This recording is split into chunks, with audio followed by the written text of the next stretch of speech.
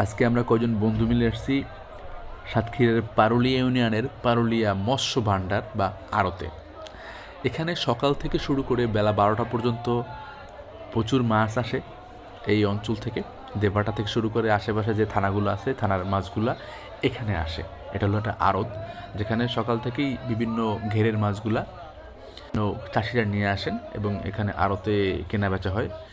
অনেক টাকার কেনা বেচা বলতে পারি। এবং প্রচুর চিংড়ি মাছ, যে চিংড়ি মাছ দুই প্রকারের দেখছি আমরা এখানে। আমরা জানিও দুই প্রকারের চিংড়ি মাছ আমাদের দেশে চাষ হয়, সেটা হলো গলদা চিংড়ি এবং বাগদা চিংড়ি। এছাড়াও দেশি প্রজাতির অনেক রুই কাতল থেকে শুরু করে আরও অনেক মাছ দেখছিলাম, কিন্তু সবচেয়ে বেশি ভালো লাগছে আমাকে চিংড়ি মাছটা।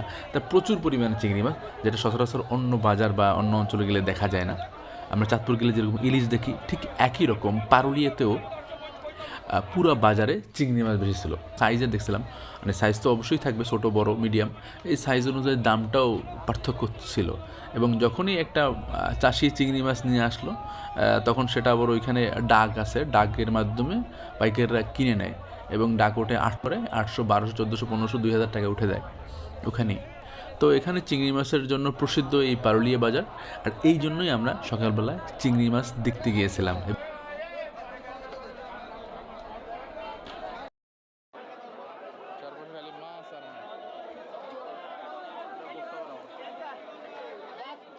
প্রচুর লোকের সমারোহ এখানে সকালবেলা থেকে শুরু হয় প্রতিদিনই, আর এই বাজারটা সপ্তাহে প্রতিদিনই হয়।